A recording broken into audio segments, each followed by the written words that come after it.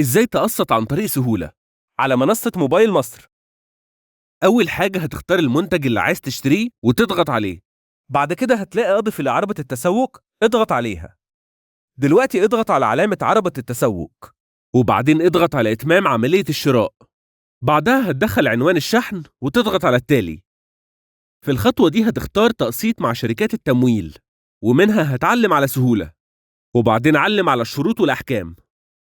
اضغط على التالي واستنى شوية. بعد كده اكتب رقم التليفون الخاص بحسابك في سهولة، ودخل الرمز السري بتاعك. اختار خطة التقسيط المناسبة ليك، وبعدين علم على تأكيد. وأخيرا دخل الكود اللي اتبعت على موبايلك من سهولة، واضغط على كونفيرم. وبكده تكون العملية تمت بنجاح مع موبايل مصر.